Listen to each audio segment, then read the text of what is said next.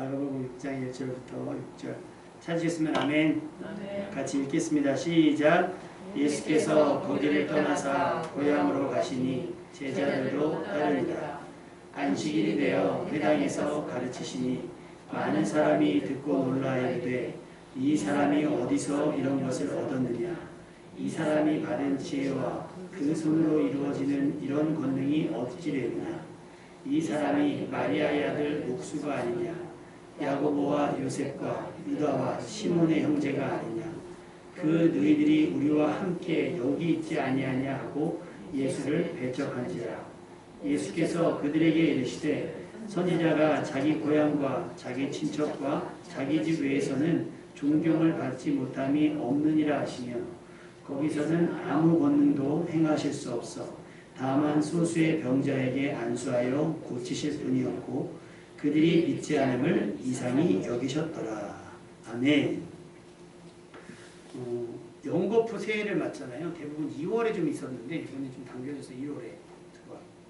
근데 저희는 어찌됐건 간에 신정이라고 하는 그날보다는 이날에 더 명절의 의미를 두죠. 그래서 1월 양력은 가족 단위 움직임으로 이제 뭐 일출을 보러 간다거나 여행을 많이 가고요. 설날이 되면 이제 민족의 대이동 막 지금 하고 있죠. 고향으로 행하는 인파들이 적지 않고요. 그동안 멀리 떨어져 있던 가족들이 어릴 적 함께 먹고 마시며 자랐던 공간에 모두 모여서 그간의 이야기로 서로 나누고 서로 섬긴다는 표현은 좀 그렇지만 어쨌든 외로움을 달래기도 하고 타지 생활의 서러움도 달래기도 합니다. 오랜만에 만남이지만 그 고향 친구들 만나면 그렇잖아요. 십수년이 지나서 만나도 마치 어제 만났다 헤어진 것 같은 그런 마음들이 드는 것. 예전과는 달리 좀 통신수단이 발달돼서 오래 못 만나도 전화로 하든가 영상통화로 하든가 막 이런 부분들이 있어서 예전 같진 않지만 그럼에도 불구하고 이런 만남이라고 하는 건 상당히 복된 일인 것 같아요. 여러분 주변에 또 어떤 날들을 계기로 해서 만나게 되는 일들이 복된 만남이 되시기를 주님의 이름으로 축원합니다. 그래서 오다 가다 보시면 이때쯤 걸리는 명절 때마다 걸리는 현수막이 있어요. 뭐죠? 고향에 오신 것을. 근데 이게 예전에는 고향 같았거든요. 근데 요즘에는 고향이라는 말은 꼭 시골에 가야 되는 듯한 느낌이 들어서 고향에 왔다라는 느낌이 좀 덜 들고 요즘엔 더군다나 핵가족화가 돼서 만나는 인원이나 만나는 사람들도 그렇게 많지 않고 또 코로나로 인해서 이렇게 오가는 분들도 사실상 많지 않게 됐습니다. 여러분 오랜만에 만나는 가족, 형제, 지인들이 있다면 무슨 대화를 하고 싶은가요? 아마 아무 말이라도 즐겁고 행복하지 않을까요? 하지만 모두가 그런 건 아닐 거예요. 그래서 스트레스일 수 있는 취업을 준비하고 있거나 대입에 이번에 안타깝게 실패를 했다거나 결혼을 미루고 있는 사람들한테는 명절이 즐거움이 아니라 뭐예요? 곤혹이에요. 안 간다 그러면 또 안 가서 또 그렇고요. 가면 있는 자리에서 우리나라 사람들은 꼭 끄집어서 그런 얘기를 합니다. 가시방석과 같은 불편한 시간이 될 수도 있지요. 그 불편함이 오늘 본문에도 언급이 되고 있어요. 예수님께서 이 앞장에 보시면 가버나움에 가셔서 야이로의 딸을 고치세요. 달리다굼 들어보셨죠? 병들어 죽게 생겼어요. 그런데 지체됐어요. 왜냐하면 그 12의 혈루증 앓는 여인이 예수님의 몸을 만져서 고침을 받는 일이 벌어지거든요. 그래서 예수님께서 그 여인을 고쳐주시고 이동하는 가운데 딸이 죽었습니다. 라는 소식을 전해들어요. 근데 예수님께서 달리다굼 소녀야 일어나라 하고 죽었던 소녀를 다시 살리신 다음에 그 다음에 오늘 6장 1절에 예수께서 거기를 떠나서 고향으로 향해서 가신 거예요. 가버나움에서 고향은 예수님의 고향 어딜까요? 1번 베들레헴, 2번 예루살렘, 3번 나사렛. 자, 맞춰보세요. 셋 중에 하나. 예수님의 고향은 어딜까요? 자, 베들레헴은 나신 곳, 예루살렘은 예수님이 태어났다고 의회에서 가는 곳. 그래서 예수님께서 나신 곳은 베들레헴이지만 자라신 곳은 나사렛 동네예요. 나사렛. 그래서 우리가 기도할 때 나사렛 예수 그리스도의 이름으로 한다는 건 주로 예수님께서 그 나사렛이라고 하는 동네에서 자라셨기 때문에 나사렛 사람이다라고 인정을 하는 겁니다. 예수님은 본격적으로 공생애를 시작하기 전까지 그곳에서 자랐다고 해요. 그러니 그 지역 사람들과 동네 사람들과 얼마나 잘 알고 지냈을까요? 아마도 예수님께서는 공생애를 시작하기 전 아버지 요셉의 직업, 자 여기서 또 하나 퀴즈. 예수님의 아버지 요셉의 직업은 무엇이었을까요? 1번 목사, 2번 목수. 몇 번? 2번 목수였어요. 그런데 희한하죠. 오늘 본문에 보시면 예수님에 대해서 사람들이 이야기할 때 이 사람이 요셉의 아들이냐라고 안 하고 마리아의 아들 목수가 아니냐라고 얘기를 했어요. 왜 그랬을까요? 이때쯤 요셉이 예수님이 공생애를 시작하기 전에 요셉이 죽었다는, 그러니까 아버지 요셉이 이때는 생존하지 않은 것처럼 이야기가 되더라고요. 그러니까 마리아가 대표적인 부분인 거죠. 그러니까 동네 사람들이 볼 때는 그냥 평범한 동네 청년이었던 거예요. 근데 어느 날 갑자기 뛰쳐나가가지고 사람들을 모으고 이 친구가 뭔데 다니는 곳곳마다 사람이 구름대처럼 다니면서 환호하고 열광하고 이 사람이 간다 그러면 몰려다닐까? 그 소문을 들었는지 안 들었는지도 몰라요. 그런데 안식일이 됐죠. 안식일이 되어서 회당에서 예수님께서 사람들에게 말씀을 전할 기회가 생긴 거예요. 그래서 예수님께서 말씀을 전했어요. 다시 말하면 회당에서 가르쳤더니 많은 사람들이 깜짝 놀란 거예요. 서기관들이나 어떤 제사장들이나 말씀을 그 전에 가르쳤던 사람들과는 수준이 다른, 차원이 다른. 그래서 이 사람이 어디서 이런 것을 얻었겠느냐. 우리가 알다시피 우리 동네에서 같이 지냈는데 어디 가서 뭘 배워오진 않았을 텐데 도대체 이런 것들을 어디서 받았을까? 이 사람이 받은 지혜와 그 손으로 이루어지는 이런 권능이 어찌 된 거냐? 감탄하기 시작했습니다. 여러분, 감탄이 감격으로 마무리되시기를 주님의 이름으로 축원합니다. 이 사람들은 감탄했는데 이 감탄을 자신들이 한 감탄에다가 찬물을 확 견줘요. 3절 말씀 읽어볼까요? 3절 시작. 이 사람은 나를 알려줄 수가 아니냐. 야고보와 요셉과 유다와 시몬의 형제가 아니냐. 그 너희들이 우리와 함께 여기 있지 아니하냐고 예수를 배척하니라. 자, 예수님께서 전하시는 메시지 그 내용이 놀라워요. 그 예수님께서 손으로 행하신 일들이 굉장합니다. 근데 이 사람들은 납득이 되지 않는 거예요. 얘 그냥 우리 동네 청년인데, 마리아의 아들인데, 목수의 아들인데, 뭐야 이거 뭐 어떻게 된 거지? 그러면 그거에 대해서 묻고, 그거에 대해서 궁금해하고, 그거에 대해서 뭐랄까요, 좀 사모함을 가지면 좋은데 이 사람들은 뭐라고요? 야, 얘 그거 아니야 그냥. 에이, 야 얘네 형제들도 다 지금도 우리 옆에 있는데 뭐 별거 있겠어? 하면서 예수를 어떻게 해요? 배척했다고 했어요. 배척이라고 하는 말의 뜻은 냉정하게 차단한다라는 말이 있어요. 냉정하게 저항한다. 뭐 이런 뜻도 있거든요. 그러니까 의도적으로 듣지 아니하고 의도적으로 따르지 않으려고 하는 강한 의지가 표면되어져 있는 거예요. 거기에는. 여러분은 사람의 지금을 보시기를 주님의 이름으로 축원합니다. 과거 없는 인생이 있겠습니까? 대부분 과거 때문에 현재가 어그러지는 경우가 많아요. 너 그때 그랬잖아. 그 일에 대한 트라우마가 있고 그 날에 대한 기억, 그 사람이 옛날에 그랬다더라 라고 하는 기억이 있어서 그 기억 때문에 현재가 어그러지는 거예요. 특히 부모의 모습 때문에 자녀가 평가되는 경우도 굉장히 많이 있어요. 아버지가 백정이면 아버지가 백정인데 이렇게 얘기를 하는 경우도 많죠. 그리고 어떤 사람이 훌륭합니다. 그래서 물어봐요. 학교는 어디 나왔어요? 했더니 저기 지방에 무슨 이름 모르는 대학에 나왔어요. 그러면 이제까지 이 사람이 했던 고평가가 탁 떨어지고 뭐가 돼요? 저평가가 돼요. 여러분은 그 사람의 현재를 볼 수 있기를 주님의 이름으로 부탁을 드립니다. 그것이 소망적인 눈빛이에요. 사람을 살리는 눈빛이에요. 근데 우리는 어느 대학에 나왔는지 어느 지역 칠 수 있는지 돈은 얼마인지 사람의 댐댐이를 지금의 댐댐이를 살피시길 바라요. 그러면 그 사람은 더 성장할 수 있어요.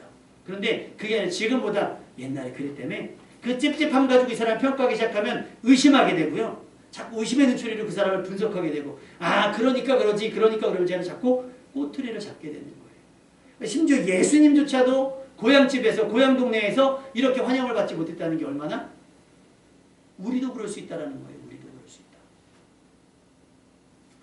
나사렛 사람들은 회당에서 보게 된 예수님의 전혀 새로운 모습을 그대로 보는 것이 아니라 옛날부터 봐왔던 지금도 자신들 주변에 함께 있는 누구누구의 동생, 그 가족 정도로 여기고 있어요.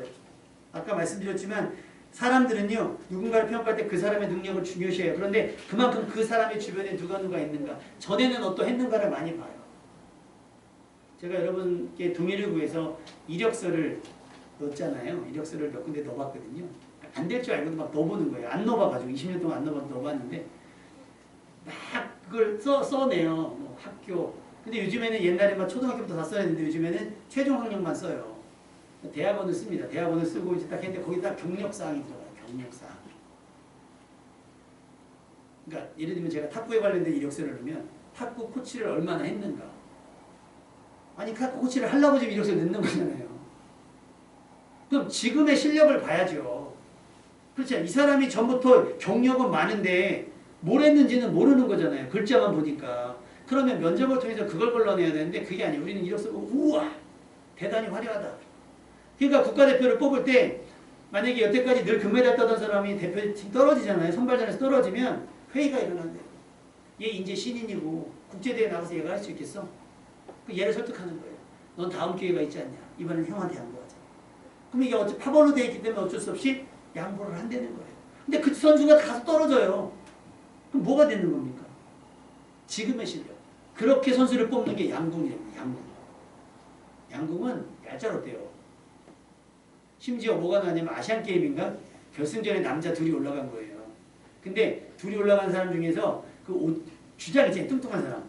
그 친구는 전에 대회에서 이미 금메달 따서 병역 면제를 받았고 이 친구는 이제 곧 군대를 가야 되는 거예요. 그러면 다른 종목 같으면 어떻게 하는지 알아요? 다른 종목 같으면 설득을 합니다. 넌 이미 땄고 했으니까 얘한테 군대 가는 것보다는 훈련하는 게 낫지 않냐? 봐주자. 그럴 수도 있어요. 근데 오정혁 선수가 금메달을 땁니다. 그리고 나서 그 친구가 인터뷰하는데 왜 봐주실 생각은 없었어요? 했더니 다음 경기에서 금메달 따면 되죠. 이게 냉정이 같은 거 같지만 여러분 이게 냉정한 것이 아니라 이게 원래 우리가 따라야 될 정의인 거예요. 원래. 근데 우리는 어떻게 해요? 전에. 그때. 그러니까 지금 잘하는 사람도 전에 못한 게 있으면 이 못한 거에 발목이 잡혀요. 근데 지금 못해도 전에 잘한 게 있으면 전에 잘한 걸로 지금이 과대평가가 되는 경우도 굉장히 많이 있습니다.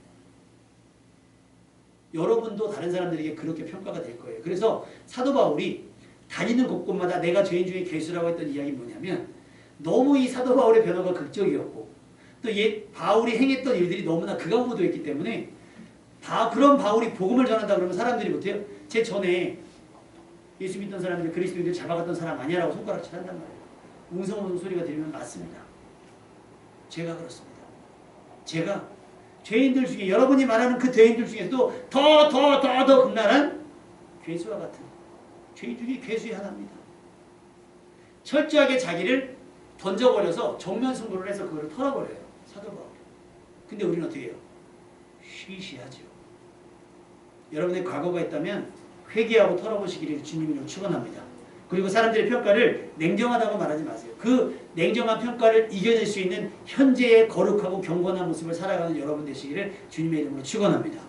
예수님조차도 행하신 권능이 있음에도 불구하고 믿지 않았어요. 그러니까 무슨 일이 벌어져요? 4절 말씀 볼까요? 시작. 예수께서 그들에게 이르시되 선지자가 자기 고향과 자기 친척과 자기 집 외에는 존경을 받지 못함이 없느니라. 5절. 거기서는 아무 권능도 행하실 수 없어 다만 소수의 병자에게 안사여 고치실 뿐이었고. 이게 국회의원이 당선이 되면 가장 심혈을 기울이는 게 뭐겠어요? 자기 지역구에 예산 끌어오는 거예요. 그 붙여있죠? 안민석 씨 보고 이렇게 얼마 타왔다고 국민의힘 뭐 해왔다 막 오산시에 얼마 무슨 화성시에 얼마 타왔다고 해요. 아무래도 팔이 안으로 굽는다고 내가 출신 지역이니까. 예수님께서도 아마 그랬던 것 같아요. 내 출신 지역이고 나사렛에 와서 이제까지 다른 지역에서 행했던 일들을 행하려고 하시는데 거기서는 아무 권능도 어떻게 해요? 행하실 수가 없대요. 왜? 그들이 믿지 않았기 때문에. 그나마 그 다행인 것은 그나마 몇몇 소수의 병자들은 안수를 낫게 했대요. 그들의 믿음이 있었든지 그들의 의지가 있었든지 모르겠으나 어쨌든 만약에 그들이 믿었다면 기대하고 신뢰하고 믿었다면 이것보다 엄청난 권능이 다른 지역에서보다 더 많이 일어날 수도 있었던 거예요. 그런데 그들은 믿지 않아. 가만히 둔 것도 아니고 그걸 배척해서 밀어낸 거예요. 여기에 머물지 못하도록 밀어낸 거예요. 여러분 주변에 좋은 사람들을 밀어내지 않고 끌어당기는 여러분 되시길 주님의 이름으로 축원합니다. 우리는 사람들을 평가할 때 과거에 대한 인식, 그 기억으로부터 모든 것을 해롭게 하시려는 예수님을 올가매고 지금의 예수님의 모습을 통째로 부정하면서 예수님을 배척했던 그런 사람들의 기준이 아니라 우리는 빌립보서 2장 3절의 말씀, 아무 일이나 다툼이나 허영으로 하지 말고 오직 겸손한 마음으로 각각 자기보다 남을 낮게 여기고. 여러분 여기서 이 낮다라는 말은 지읒이 아니에요. 나보다 깔아보라는 얘기가 아니라 나보다 낫다. 저게 더 안 돼? 저게 더 좋은데? 라고 하는 그 평가처럼 다른 사람이 나보다 나은 거예요. 그러니까 누굴 보면 나보다 나은 것들을 찾아내시는 거예요. 나보다 나은 것을 막 찾아내시는 거예요. 그래서 그 찾아낸 것으로요 칭찬하는 거예요. 격려하고 응원하는 거예요. 잘 될 거예요 라고. 그러면 그 사람이 나에 대해서 어떻게 반응하겠어요? 마음을 놓겠죠. 경계심을 풀을 거예요. 이게 그냥 내가 어떤 뭐 영업을 하기 위해서 내가 뭐 교회를 끌고 나오기 위해서 그런 것이 아니라 그냥 내가 받은 은혜가 크니까 예수님이 나를 있는 모습 그대로 받아주었으니 나도 그냥 그 사람이 있는 모습들을 그대로 받아주면서 그의 선함, 그의 자랑, 그 잘한다는 게 우리나라에 제일 잘하는 게 아닐 거예요. 그냥 내가 보기에 괜찮은 모습들을 칭찬하는 거예요. 아 오늘 머리가 헤어스타일이 좋으신데요. 아 오늘 패션이 아주 그냥 대단하신데요. 아 오늘 표정이 좋으신데요. 오늘 피부가 좋아 보이시는데요. 아 너무 맛있는데요. 뭐 이렇게 환영해주면 좋잖아요. 어쨌든 나보다 서로를 존중하는 거예요. 서로를 존중. 그러면 분위기가 어떠겠어요? 화기애애한 거예요. 근데 오늘 만나자마자 옷이 그게 뭐냐 또 시작하잖아요. 그 뭐가 있어요? 화기애매해지는 거예요. 있기가 싫고 말 섞기가 싫을 거예요. 우리는 왜 매번 듣고 싶은 것만 듣고 보고 싶은 것만 보는지 몰라요. 한 사람의 변화, 성장에 대해서는 왜 인정하려고 하지 않는지 모르겠습니다. 우리는 내가 기준이 되어 다른 사람들을 평가해서는 안 될 것 같아요. 그러니까 저도 이제 삼촌들을 명절 때 가끔 만나면 또 결혼식장에 있어서 가게 되면 저희 당숙 어르신이 있어요. 저 어릴 때부터 같이. 되게 개구지셔가지고 장난 맨날 치고 막 우리가 때리고 도망가고 그러면 받아주는데 요즘에도 맨날 그래요. 이게 손이 올라가요. 나이가 70인데 40 넘고 50 가까이 되는데 이게 맨날 이래요. 맨날. 성장하지 않는 거죠. 안타깝지만. 어른들이 하시는 실수 중에 하나가 그런 거예요. 어린 사람들은 마냥 어리게만 본다. 성장을 볼 수 있게 바랍니다. 아멘. 그의 성숙을 볼 수 있게 바라요. 왜 어린 세대들이 어른들과 소위 말해 꼰대라고 얘기하면서 섞지 않으려고 할까? 합의가 안 되는 거예요. 우리의 말은 아직 어리고 배척이 되는 거예요. 일단 빼고 젊은 사람들의 의견은 빼고. 근데 여러분 아이디어는 젊은 사람들이 훨씬 좋아요. 그러니까 들으실 수 있어야 돼요. 그러니까 나사렛 사람들이 그걸 봤다면 야 근데 우리도 알다시피 어릴 때부터 이렇게 잘했는데 저럴 기회가 있었을까? 그럼 소문이 맞는 거 아니야? 하나님의 아들이라고 그러다는데? 하면서 그런 것들을 좀 관찰하고 그거에 대해서 좀 받아들이려고 하는 의지가 있었다고 한다면 많은 사람들이 고침을 받았을 것이고 많은 사람들이 복음을 듣게 됐을 거예요. 여러분 부정적인 사람들하고는요 친구하지 말기를 바랍니다. 꼭 좋은 얘기 있는데 9는 좋고 하나는 나쁜데 꼭 하나 지적하는 사람이 있어요. 여러분은 9만 얘기하시길 바라요. 아멘. 아쉬운 건 굳이 얘기할 필요가 없어요. 9으로 만족하면 되니까. 아니면 9이 별론데 하나만 좋으면 하나에만 집중하는 거예요. 우리는. 그 좋은 것에만. 자기보다 남을 낮게 여기고 그러면 누구라도 환영할 수 있고. 그 김연아 선수가 대회를 나갔는데 그때 2등인가 3등을 했어요. 근데 이제 시상을 하잖아요. 시상을 하고 선 딱 모였는데 김연아 선수가 먼저 이렇게 서 있는 거예요. 다른 축구하고 서 있으니까 습관적으로 그 외국인 선수들이 양쪽에 쓰는 거예요. 김연아 선수 양쪽에. 왜? 항상 김연아 모였으니까 탑이었으니까. 이렇게 서 있으니까 기자들도 아무렇지도 않은 거예요. 그게. 그 광경이 가장 익숙하니까. 그런데 갑자기 김연아 선수가 깜짝 놀라더니 옆으로 가는 거예요. 그리고 1등한 사람을 가운데 세워주는 거예요. 근데 그 에피소드가 너무 보기 좋더라고요. 내가 1등했지만 김연아 선수에 대한 존경심? 그런 거. 김연아 선수는 사실 실력으로는 내가 이겼지만 이번엔 내가 졌어. 그렇지만 그의 어떤 순위를 인정해주면서 양보하는 거예요. 서로가 서로를 어떻게 한 거예요? 낮게 여긴 거예요. 여러분도 그렇게 하시면 좋을 것 같아요. 오늘 여러분 고향을 방문하거나 친인척들을 만나게 되면 여러분은 어떻겠습니까? 환영받는 사람입니까? 주보에 제가 그렇게 있어요. 기다리는 사람, 기대하는 사람. 누가 왔으면 좋겠어. 누가 안 와? 이렇게. 할아버지 할머니가 기다리는 손주들, 또 삼촌들이 기다리는 조카들, 또 조카들이 기다리는 당숙들 됐으면 좋겠어요. 뭐 이유는 간단할 거예요. 뭐 세뱃돈을 많이 주니까, 아니면 재밌으니까, 아니면 저기 한다니까. 어제 예빈이랑 윷놀이를 하는데요. 막 제가 윷놀이가 완전히 막 날라다니더라고요. 근데 막 몇 윷이 난 거예요. 다 잡히게 생긴 거예요. 두 가지를 잡은 거 있는 거예요. 막 그런 상황이 됐을 때 제가 예빈이한테, 예빈아, 고모부랑 가까이 있고 싶지? 제 옆으로 말을 막 내 거 못 잡게 이렇게 오면 예빈이는 맨날 하라거든요. 고모부 좋다고 막 하거든요. 막 하는 거예요. 이쁘잖아요. 그러니까 고모 언제 와요? 고모 언제 와요? 언니들 언제 와요? 이쁜 거예요. 그렇게 얘기해주면 뭐 그만큼 우리도 잘하겠죠. 근데 얘를 갔는데 예빈아 근데 왜 와요? 누구세요?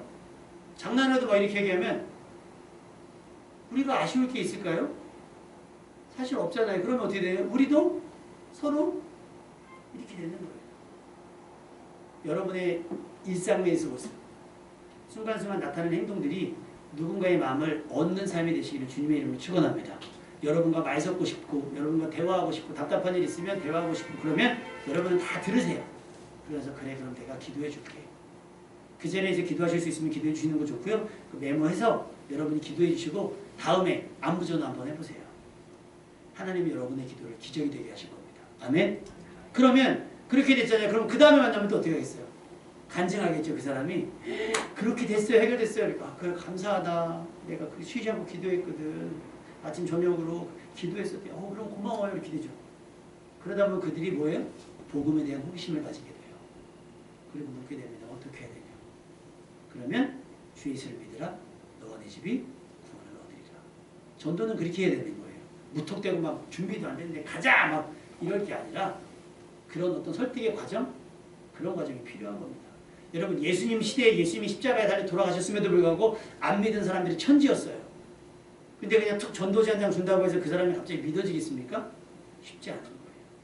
하나님은 여러분의 성실함, 여러분의 진심, 여러분의 정성 통해서 사람들의 마음을 감동하게 원하시는 거예요. 그래서 여러분이 어디 간다 그러면 그 사람들이 그냥 손꼽아 기다리고 막 마중 나오고 간다 그러면 막 끝까지 터미널까지 배우고 나올 수 있는 그런 좋은 사람 되시기를 주님의 이름으로 축원합니다.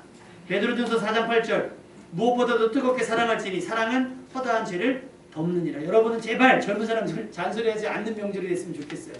너는 왜 그러니? 너는 시집 안 가니? 장가 안 가니? 취직을 안 하니? 왜 이번에 대학 안 갔니? 왜 극과 갔니? 왜 그렇게 했니? 하지 마시고요. 어때? 힘들지? 기도해 줄게. 할렐루야? 그러면 돼요. 다른 사람들이 막 돌 던지는데 거기서 같이 나가 이렇게 거들지 마세요. 거들지 마시고 여러분이 그분들의 방파가 되세요. 가셔서 얼른 주머니에 돈 5만 원 주고서 나가서 차 마시고 와. 여러분 그러면 그분 명절 때 다음에 취업을 못했던 하든 못했던 그 다음에 명절 때 기다려지겠어요? 안 기다려지겠어요? 기다려지죠. 그리고 나는 내 돈을 썼으니 어떻게 했어요? 기도가 될 거예요. 예전에 어떤 분이 저희 교회 설립한 지 얼마 안 됐을 때 오후 예배 때 오셨어요. 실컷 예배 드리고 내려갔더니 제가 인사했죠. 안녕하세요. 어떻게 오셨습니까? 했더니 담임 목사님 어디 계시냐고. 담임 목사가 좋네요.